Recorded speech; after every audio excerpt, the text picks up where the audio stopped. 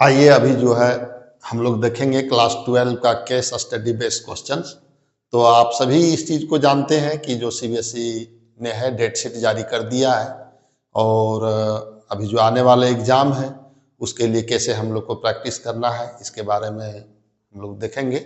अब यहाँ पर आइए, जो अभी just first pre board examination हुआ है, ये रांची रीजन्स का क्वेश्चन है। रांची रीजन्स का क्वेश्चन है जो फर्स्ट प्री बोर्ड एग्जामिनेशन में आया है। तो सिलेबस लगभग कंप्लीट हो चुका है और अब हम लोग देखेंगे कि इसमें से किस टाइप्स के जो क्वेश्चंस आते हैं और कहाँ पे हम लोग को जो है कुछ ज़्यादा प्रैक्टिस की ज़रूरत है और कुछ नए तरह की क्वेश्चंस का जो है हम लोग को प्रैक्टिस करना पड़ सकता है। तो ये सारे क्वेश्चंस यहाँ जो है इसमें जो जब आप आएंगे, जो अभी हम लोग जो बात करेंगे वो क्वेश्चंस रहेगा आपका ये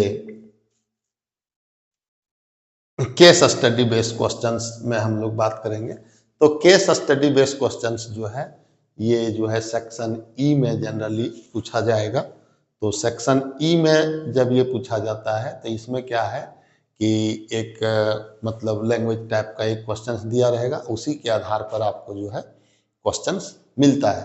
तो अभी हम लोग जस्ट जो है इसी क्वेश्चंस पे डिस्कस करेंगे सेक्शन ई। तो सेक्शन ई में कह रहा है कि case based, passage based and integrated unit of assessment, ये 4 मार्क्स का आता है इच विद सब पार्ट। तो ये इस पर अभी हम लोग चर्चा करेंगे। इसमें क्या है कि जो एनसीईआरटी बुक्स है उसमें ये क्वेश्चंस जनरली नहीं दिया है और जो बाकी बुक्स में भी दिया हुआ है वो कोई जरूरी नहीं है कि वही क्वेश्चंस जो है सो पूछा जाएगा। उसमें अलग तरीके से अपने से बना करके क्वेश्चंस पूछता है। तो और क्वेश्चंस बहुत आसान होता है, आप इसमें थोड़ा सा यदि प्रैक्टिस करेंगे तो आप इसमें स्कोर कर सकते हैं। तो अभी जो है हम यहाँ पे देख रहे हैं, तो देखिए ये जो अब इस सेट्स में जो पूछा गया क्वेश्चन है, जनरली यहाँ पर वही क्वेश्चंस को डिस्कस किया जाता है। ये टीचर विशेषज्ञ के द्वारा जो है ये क्वेश्चंस बनाया गया है और इसी तरह के मॉडल सेट का जो क्वेश्चंस है, बाकी क्वेश्चंस को भी हम डिस्कस करेंगे, लेकिन ये क्वेश्चंस अभी जरूरी डिस्कस करूंगा क्योंकि इस तरह का जो क्वेश्चंस है वो बुक में जनरली नहीं दिया है। तो देखिए जो क्वेश्चन से स्टार्ट होता है सेक्शन ई में निकाल रहा हूं। तो सेक्शन ई आपके सामने ये है, ये देखिए case study based question section E. अब यहाँ पे जो है क्वेश्चंस वो देखिए 36 में कह रहा है कि ये केस स्टडी इसमें 1 है, ये 3 क्वेश्चन है इसमें, इसको मैं एक एक करके सारे क्वेश्चंस को डिस्कस करूंगा। तो यहाँ पे देखिए पहला क्वेश्चन जो है, Priya P and Surya S are playing Monopoly in their houses during COVID while rolling the dice. Their mother Chandrika noted the possible outcome of through every times belongs to the set 1 2 3 4 5 6, मतलब die को वो क्या कर रहा है, throw कर रहा है। अब लेट ए एक क्या है, एक सेट को डिनोट करेगा ए, और ये कह रहा है denote the set of players and B be the set of all possible outcome. तो हम लोग जानते हैं कि जब किसी डाई को हम लोग थ्रो करते हैं तो ऑल पॉसिबल जो आउटकम होता है वो क्या होता है, 1 2 3 4 5 6, यहाँ एक डिजिट छुटा हुआ है। तो यहाँ पे देखिए यहाँ 6 है, तो ये ऑल पॉसिबल आउटकम्स को किससे डिनोट किया, बी से, और जो प्लेयर्स है उसको सेट किससे डिनोट किया, ए से डिनोट किया। इसके बाद कह रहा है then answer the below questions based on the given information. अब इस इंफॉर्मेशन के आधार पर जो है हम लोग को क्वेश्चंस का आंसर देना है। अब ये क्वेश्चंस क्या है, देखिए ये फिगर इस तरह से बना रहेगा केस बेस्ड में, ये दोनों खेल रहा है और ये प्लेयर्स अपना खेल रहे हैं। अब क्वेश्चंस यहाँ पे आइए, क्वेश्चंस जो पहला कह रहा है वो क्या कह रहा है, तो आपने ये चीज देखा कि जो 2 सेट दिया था आपको, वो सेट में क्या दिया था, पहला सेट जो था वो प्लेयर का था, पहला सेट जो था वो प्लेयर पीएस, ये प्लेयर्स का था, सेट को करली ब्रैकेट से हम लोग डिनोट करते हैं, ये प्लेयर था। और सेट बी जो था वो सेट बी क्या है, आउटकम है। तो आउटकम्स किसका, तो डाई का, जब हम लोग डाई को थ्रो करते हैं तो आउटकम विल बी 1 2 3 4 5 6, ये आउटकम्स है दोनों का। अब क्वेश्चंस पूछ रहा है पहला, फर्स्ट क्वेश्चन पूछ रहा है कि लेट आर एक रिलेशन है, B tends to be defined by R A B both A and B are either odd और even. R is an equivalence relation, पूछ रहा है कि आर क्या है, इक्विवेलेंस रिलेशन है कि नहीं है। तो इसमें आर आपके पास क्या है, तो बी सेट क्या था 1 से लेकर के 6 तक, तो बी टेंस टू बी कैसे डिफाइन करेगा, ए बी। अब यहाँ पे देखिए बी टेंस टू बी मैंने बी क्रॉस बी, तो बी टेंस टू मतलब ये जो आर है ये बी टेंस टू क्या दे रखा है, बी। तो बी टेंस टू बी जो डिफाइन करेगा तो आर क्या हो जाएगा, तो आर क्या होगा, तो यहां पर देखिए both A and B are either odd, माने दोनों ऑड होना चाहिए या इवन होना चाहिए, तो ऑड और इवन होना चाहिए। तो जैसे मान लीजिए कि सेट बनाएंगे, यहां पर वर्ड तो यहां भी वर्ड, तो क्या सेट बनेगा, both A and B are either odd या इवन। तो जब यहां 1 बनाएंगे तो 1 1 होगा, क्योंकि बोथ क्या है, ऑड है।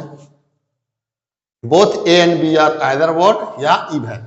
अब 1 के साथ क्या आएगा, 3 आ सकता है, 1 के साथ क्या आएगा, 5 आएगा, 1 के साथ 6 नहीं आएगा, क्योंकि दोनों क्या होना चाहिए, या तो ऑड होना चाहिए या तो इवन।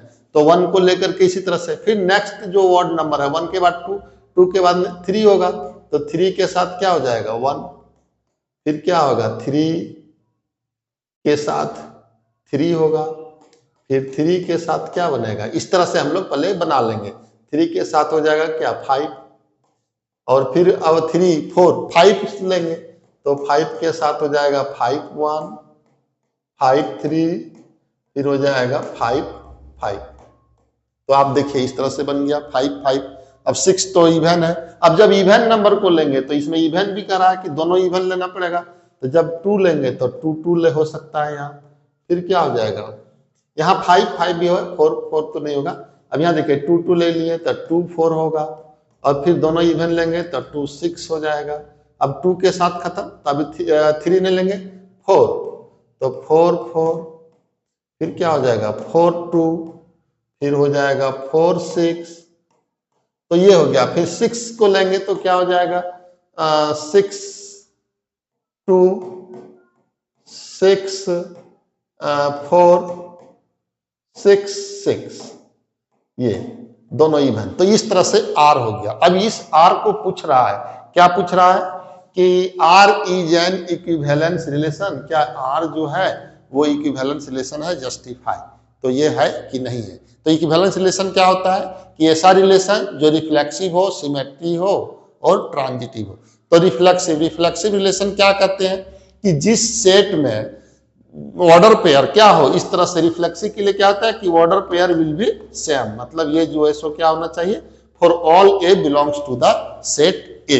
तो सेट बी यहाँ पे दिया है, तो ऑल मतलब इस रिलेशन में क्या हमको आना चाहिए, ऑर्डर पेयर सभी एलिमेंट का सेम इसमें है कि नहीं। तो 1 1 देखेंगे इसमें है कि नहीं, 2 2 इसमें है कि नहीं, 3 3 है कि नहीं, 4 4 है कि नहीं, 5 5 है कि नहीं, 6 6 है कि नहीं। तो यदि ये सब है तो ये क्या हो गया, रिफ्लेक्सिव। तो यहाँ हम पा रहे हैं, यहाँ हम देख रहे हैं कि 1 1 है, 2 2 भी है, 2 2 भी है, 3 3 भी है, चूंकि 3 3 भी है, 4 4 भी है, 5 5 भी है और 6 6 भी है। Therefore, this relation is said to be reflexive। हमें क्या करना है इक्विवेलेंस के लिए, रिफ्लेक्सिव भी दिखाना है, सिमेट्री भी दिखाना है और ट्रांजिटिव भी दिखाना है। तो रिफ्लेक्सिव हो गया। अब सिमेट्री के लिए क्या है, सिमेट्रिक में क्या है कि यदि ए बी एलिमेंट है आर का, तब हमको क्या है इसका उल्टा माने बी ए, तो ये बी ए भी होना चाहिए किसमें, आर में। तो यहां से देखिए प्रत्येक एलिमेंट का उल्टा है इसमें कि नहीं है, तो है। जैसे 1 1 का उल्टा होगा 1 1, तो वो यहाँ है। 1 3 का उल्टा क्या होगा 3 1, तो 3 1 भी इसमें है। 1 5 का उल्टा क्या होगा 5 1 है। तो सभी का उल्टा यहाँ हम लोग देख रहे हैं, तो इट इज ऑल्सो सिमेट्री। तो ये जो रिलेशन है वो रिफ्लेक्सिव हो गया, रिफ्लेक्सिव हो गया ये है, फिर सिमेट्री हो गया, सिमेट्री भी है, सभी का उल्टा है। अब ट्रांजिटिव में क्या होता है, तो ट्रांजिटिव में होता है कि मान लेते हैं कि ट्रांजिटिव का पहले मैं डिफिनेशन थोड़ा सा डिफाइन कर दे रहा हूं। ट्रांजिटिव में होता है कि यदि ए बी एलिमेंट है आर का एंड बी से स्टार्ट होने वाला, मतलब बी सी एलिमेंट है आर का, यदि ये दोनों है तब हमको क्या होना चाहिए, तब ए सी ये भी एलिमेंट होना चाहिए आर का। तो ये एलिमेंट होना चाहिए आर का, और यदि ये दोनों है और ये नहीं है तो सिर्फ उसी केस में ट्रांजिटिव नहीं होता है। तो यहां हम देख रहे हैं कि 1 1, इस 1 से स्टार्ट होने वाला 1 3 है, तो 1 3 also belongs to this relation. अब यहां पर देखिए इस 3 से, इस 1 से स्टार्ट होने वाला और कोई नहीं है। अब यहां पर देखिए 2 से, तो 2 से स्टार्ट वाला 2 4 है, तो 2 4 also belongs to this है। देयरफॉर क्या हो जाएगा, ये जो रिलेशन है वो रिफ्लेक्सिव भी होगा, सिमेट्री भी होगा और ट्रांजिटिव भी होगा। तो आंसर हम लोग क्या लिखेंगे कि क्या ये इक्विवेलेंट रिलेशन है, तो लिख देंगे एस, और इस तरह से बना करके हम लोग दिखा देंगे। तो इसका आंसर हो गया कि ये जो रिलेशन है वो क्या है, रिफ्लेक्सिव, सिमेट्री और ट्रांजिटिव। अब आइए क्वेश्चन नंबर 2। तो देखिए क्वेश्चन नंबर 2 जो यहां पर है उसमें क्या कह रहा है, अब 2 पढ़िए। 2 में कह रहा है कि Chandrika wants to know the number of function for A to B, how many number of function are possible. ये और आसान क्वेश्चन है। अब नंबर ऑफ फंक्शन क्या होता है, पहले ये चीज थोड़ा सा कैसे निकालेंगे नंबर ऑफ फंक्शन, इसके बारे में थोड़ा हम डिस्कस कर देता हूं। जैसे मान लीजिए कि एक सेट ए है, इसमें मान लीजिए कि 2 एलिमेंट है, और एक सेट बी है जिसमें मान लीजिए कि 3 एलिमेंट है, ए बी सी मान लीजिए। तो ए से बी में how many function are possible, 2 set है, दोनों में कितना फंक्शन, इसका सिंपल फार्मूला है। इसमें क्या करना है कि बी के जितने नंबर ऑफ एलिमेंट है उसका पावर कर देना है ए। तो ये बहुत आसान है, एक एलिमेंट से मैंने नंबर ऑफ बी, ऐसे याद रखिए, नंबर ऑफ बी का पावर नंबर ऑफ ए, ये होता है टोटल फंक्शन का formula. Total function from A to B, इसको थोड़ा सा लिख देता हूं मैं, इसको छोटा करके देखिए। Total function from A to B equal to number of B equal to number of A. अब यही उलट जाएगा। अब मान लेते हैं कि आप ये लिखेंगे total function from B to A, B to set A, तो ये इसका क्या हो जाएगा, इसमें देखिए जो लास्ट में रहता है नंबर ऑफ ए, जो जिस पर ये टेंस कर रहा है, जैसे बी टू ए, यहां पे क्या था ए टू बी, तो ए टू बी में क्या हो गया, बी का power A, number of element B का power number of element A. अब यहां पे क्या है, बी टू ए है, यहां पे हो जाएगा नंबर ऑफ एलिमेंट ए का power number of element B, ये आपको याद रखनी है। अब यहां पे आप आ जाइए क्वेश्चन नंबर 2 में। तो यहां पे जो सेट आपका ये था उसमें 2 एलिमेंट था P और S, और B जो सेट था उसमें 6 एलिमेंट था, 1 2 3 4 5 6, ये 6 एलिमेंट था। तो फंक्शन क्या हो जाएगा, तो नंबर ऑफ एलिमेंट B का power number of element A। तो नंबर ऑफ एलिमेंट B कितना है 6, और नंबर ऑफ एलिमेंट A कितना है 2, तो कितना हो जाएगा 36। तो इसका आंसर कितना हो जाएगा 36, मतलब 36 कैसे, 2 का पावर 6 का पावर 2, क्योंकि बी वाले एलिमेंट में बी वाले सेट में कितना एलिमेंट है 6 है, और ये वाले में कितना है 2 है, तो क्या हो जाएगा 6 के पावर 2 मतलब 36, इसका आंसर हो जाएगा। अब यहां पे आइए, इस क्वेश्चन में करा let R be a relation 1b defined by R equal to, ये डिफाइन किया हुआ है 1 2 2 2 1 3 3 4, ये डिफाइन किया हुआ है। स्टेट, इसको डिलीट कर देता हूं, state if R is reflexive, symmetric और ट्रांजिटिव। कह रहा है कि इसको दिखाइए कि क्या ये रिफ्लेक्सिव है, सिमेट्रिक है या ट्रांजिटिव है। तो सबसे पहले रिफ्लेक्सिव, तो रिफ्लेक्सिव में आप जानते हैं, अभी जस्ट बता चुका हूं कि रिफ्लेक्सिव रिलेशन क्या होता है, जिसमें 1 1 2 2 3 3 4 4 वो सारे का मतलब ऑर्डर पेयर सेम वाला एलिमेंट होना चाहिए। यहां पर देखिए 1 1 है कहीं नहीं है, तो ये रिफ्लेक्सिव नहीं होगा। 2 2 नहीं है, 3 3 भी नहीं है, 4 4 भी नहीं है, कुछ नहीं है, तो इट इज नॉट रिफ्लेक्सिव। तो ये हो जाएगा reflexive, it is not reflexive, it is not reflexive, ये रिफ्लेक्सिव रिलेशन नहीं होगा। फिर हम लोग चर्चा करेंगे किस पर, सिमेट्री पर। सिमेट्री ये है, तो सिमेट्री का डिफिनेशन क्या है कि ऑर्डर पेयर जो होगा, जैसे ये बी है उसका उल्टा बी ए भी उस रिलेशन में होना चाहिए। तो यहां पे देखिए जैसे 1 2 है तो 2 1 भी होना चाहिए, तो 2 1 कहीं है नहीं, तो हम लोग लिख देंगे यहां पे कि 1 2 element R but this not,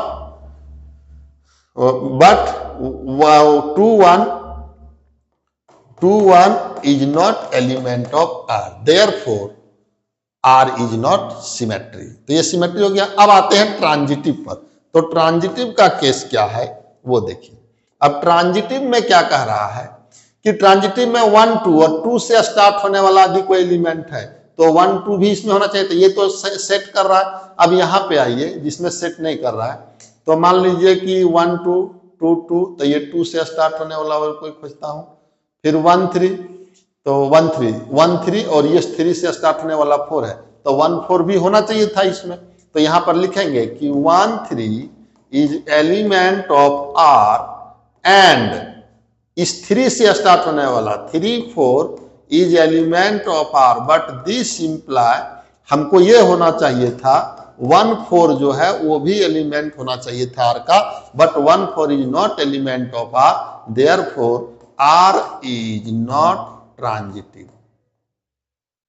transitive, ये ट्रांजिटिव का केस है। तो हम लोग लिखेंगे कि ये जो है नहीं रिफ्लेक्सिव है, नहीं सिमेट्री है और नहीं ट्रांजिटिव है। ये क्वेश्चन 3rd का आंसर था। ये दोनों का तो मैंने बता दिया। अब आइए इसमें एक और करके दिया है, इसके बारे में भी थोड़ा चर्चा करते हैं। ये और करके दिया है कि Chandrika want to know the number of relation for A to B, how many number of relation are possible. तो मतलब नंबर ऑफ रिलेशन जो है वो कितना पॉसिबल इसमें है। तो आप जानते हैं कि नंबर ऑफ रिलेशन होता क्या, रिलेशन होता क्या, दो सेट का रिलेशन क्या होता है वो देखिए। यहाँ पे मैं थोड़ी सी मान लो कि A में जो है, A में मान लीजिए कि 3 एलिमेंट है और B में मान लीजिए ये IIT मेंस में भी क्वेश्चंस बहुत बार पूछ चुका है। तो ये 1, इसमें मान लीजिए कि 4 एलिमेंट है इस तरह से। तो नंबर ऑफ रिलेशन क्या होता है, नंबर ऑफ रिलेशन होता है A क्रॉस B का सबसेट, A क्रॉस B का सबसेट मतलब कार्टेशियन प्रोडक्ट का subset is said to be relation from A to B। अब इसमें नंबर ऑफ अब ये नंबर ऑफ जो है, number of A cross B क्या होगा, तो number of A cross B होता है number of A cross number of B, मतलब A B के दोनों का क्रॉस प्रोडक्ट। अब ये बन गया number of A cross B। तो टोटल सबसेट जो होता है वही होता है टोटल रिलेशन किसी भी दो सेट्स का। अब टोटल सबसेट क्या होता है, 2 का पावर n होता है टोटल नंबर ऑफ सबसेट। तो यहां पे देखिए तो 2 का पावर क्या हो जाएगा, number of A into number of B। तो 2 का power number of A into number of B। तो यहां पे आ जाइए, तो A में कितना एलिमेंट था, A में 2 एलिमेंट था, क्योंकि ये जो सेट था आपका क्या है PS है, इसमें नंबर ऑफ A कितना हो गया तो 2 और नंबर ऑफ B कितना आपको दिया है 6, क्योंकि B में कितना एलिमेंट था 1 2 3 4 5 6। तो ये टोटल नंबर ऑफ B। तो टोटल रिलेशन कितना हो जाएगा 2 का power number of A into number of B। That means हो जाएगा 2 का पावर 2 इंटू 6, दैट मीन्स 2 का पावर 12। तो ये हो गया ये आंसर। तो इस तरह से अभी जो है आपने ये देखा जो केस स्टडी क्वेश्चंस इसमें जो था वो ये केस स्टडी क्वेश्चंस जो है ये वाली क्वेश्चन देखें। अब हम लोग जो है नेक्स्ट इसी के नेक्स्ट वीडियो में जो हम लोग ये देखेंगे केस स्टडी क्वेश्चन जो है 37, इसमें 2 क्वेश्चन और बच गया। तो छोटा छोटा मैं इसलिए डाल रहा हूँ क्योंकि ये क्वेश्चंस वाइज जो है इसमें समझने में आसानी पड़े। तो नेक्स्ट वीडियो में आप कंटिन्यू बने रहिएगा। धन्यवाद।